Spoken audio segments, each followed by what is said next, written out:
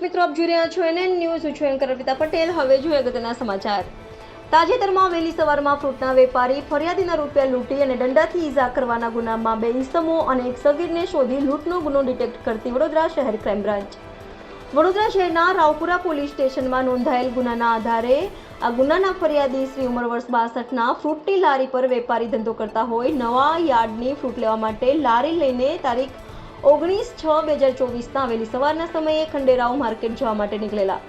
દરમિયાન ફરિયાદી રસ્તામાં રાજમહેલ રોડ કલાભવન દિવાલ પાસે આવી બાકડા ઉપર આરામ કરવા બેસે. તે વખતે વહેલી સવારના 5:30 વાગ્યાની આસપાસ 3 અજાણ્યા ઈસમો એક કાળા કલરની બાઇક ઉપર આવી ફરિયાદીના ખિસ્સામાંથી બળજબરીથી રોકડા રૂપિયા 5,500 કાઢી લઈ ફરિયાદીને માથામાં લાકડાના દંડા વડે ઈજા પહોંચાડી પોલીસ કમિશનર શ્રી વડોદરા શહેરનાઓના હથિયારબંધીના જાહેરનામાનો ભંગ કરી નાસી જઈ ગુનો કરેલ છે.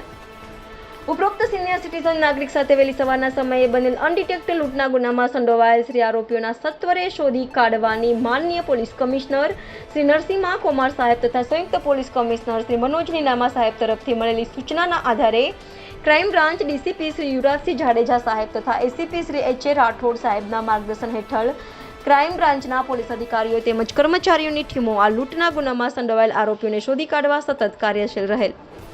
ક્રાઇમ બ્રાન્ચના પોલીસ ઇન્સ્પેક્ટર R.G. જાડેજાની દોરવણી હેઠળ પોલીસ ઇન્સ્પેક્ટર V.C. ચૌહાણની ટીમના માણસોએ આ લૂંટના ગુનામાં આરોપી અને ઉપયોગ કરેલ વાહન અંગે CCTV ટેકનિકલ હ્યુમન સોર્સિસ આધારિત સતત તપાસ કરેલ. દરમિયાન ટીમને મળેલી બાતમીના આધારે ચોખંડી નાની શાક માર્કેટ પાસેથી ઈસમ નંબર 1 તુષાર ઉર્ફે મીનુ કાંતિલાલ ચુનારા ઉંમર વર્ષ 24, નીતિન રણજીતભાઈ વસાવા ઉંમર વર્ષ 20 બંને રહે બરાનપુરા ચુનારાવાડ વડોદરા તથા એક સગીરને શોધી કાઢ્યા. તમામની માહિતીના આધારે સઘન પૂછપરછ દરમિયાન તેઓએ આ ગુનામાં સંડોવાયેલ હોવાનું તેમજ આરોપી તુષાર ચુનારા પાસેથી આ લૂંટ કરી મેળવેલ રૂપિયા 5,500ની રકમ અને આ લૂંટનો ગુનો કરવા ઉપયોગ કરેલ એક્સેસ મોપેડ કિંમત રૂપિયા 80,000નું કબજે કરી આ અંગે ક્રાઇમ બ્રાન્ચે કાયદેસરની કાર્યવાહી કરી આગળની તપાસ માટે રાવપુરા પોલીસ સ્ટેશનને સોંપવાની કાર્યવાહી આવેલ છે.